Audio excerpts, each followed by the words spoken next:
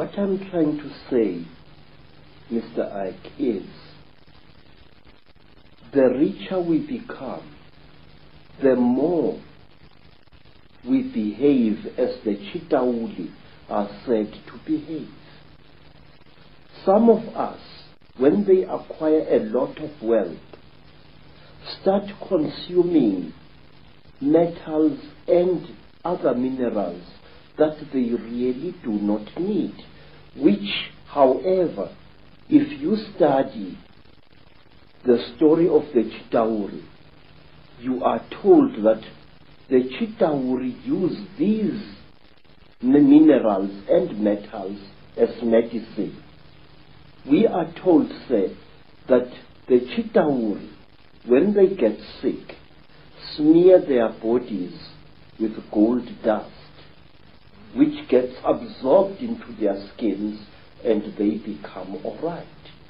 May I point out, it was once the custom of the Munumutapa kings of Zimbabwe, the men who built the Zimbabwe reeds, that on certain rising of the day star, the priest king would be smeared from head to foot with gold dust, and sometimes he was ritually sacrificed on the top of the wall of the Zimbabwe fortress. And to my amazement, when I visited South America, I found that the ancient Mayans had exactly the same custom where a god king was smeared with a mixture of fat and gold dust. And I know from my own research that the Maya people and the Central and South American people have a massive accounts and legends of the same reptilian gods. Yes. The thing is,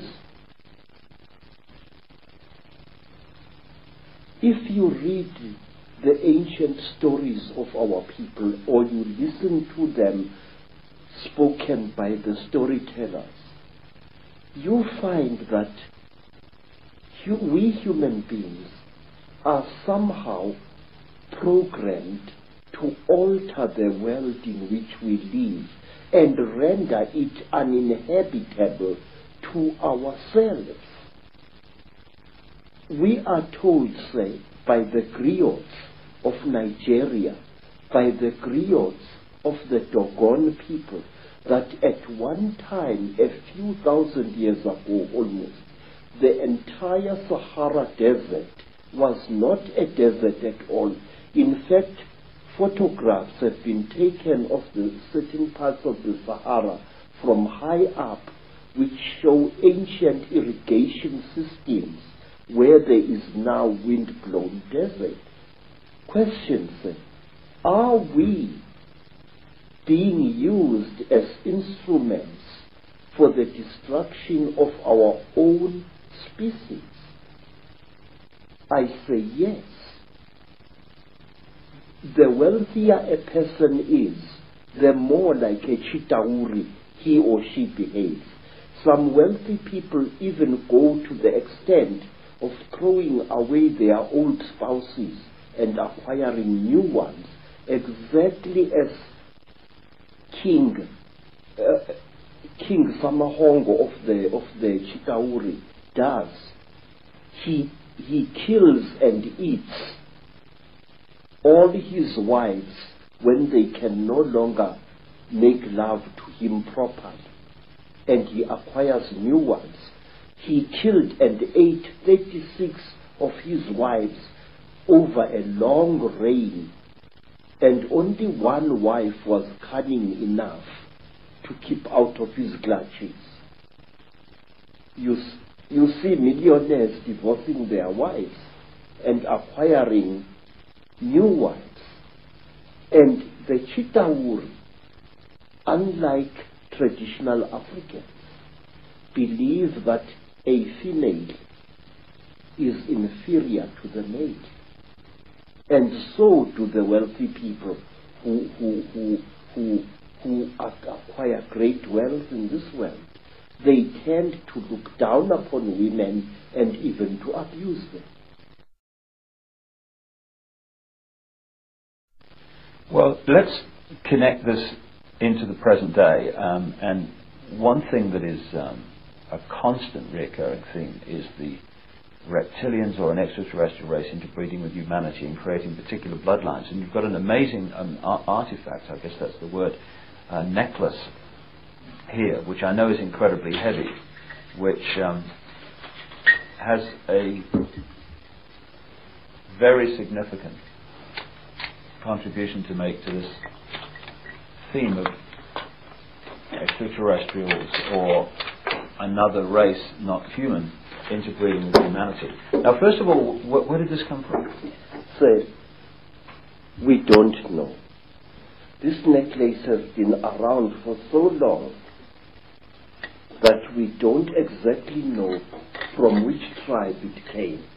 All I can tell you is that this necklace was in existence when the king who founded the Zulu nation, Zulu, was still a boy.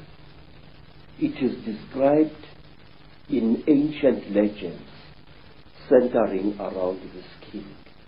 It is called Inweba Yezimfihlo, the necklace of the mysteries. It is really a book which tells 12 different stories. And how old do you think it is? How old do you know this book? I don't know, sir. All I do know is that... Hundreds of years? Yes, very old. But it's not as old as the green face that I've just shown you. Oh, which is the Chitauli face is said to be over 7,000 years old, this thing here. Now, this necklace enshrines several mysteries in it. Inside here are stones which are not from this earth. It is a very amazing story. There are 3 pebbles in here which stories say were brought to this earth by an alien baby which played with a human baby in the northern Transvaal. This, first of all, that looks so much, well, it obviously looks very much like a spacecraft. Yes. This half-molten object here used to be a serpent-like necklace worn by a Mashona chief.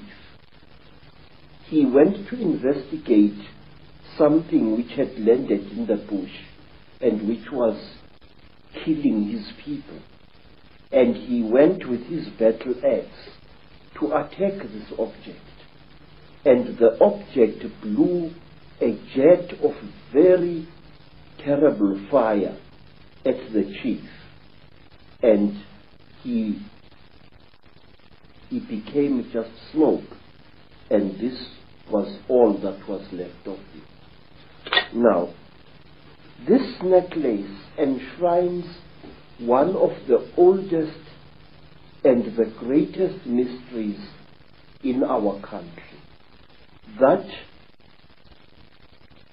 the God beings which we call by the name Chitauri and which are called Zishwezi or Imanugela in the languages of other tribes throughout Africa. These gods came down to the earth in great vessels made out of gold, and they united with female human beings to create a race of kings and queens on our earth.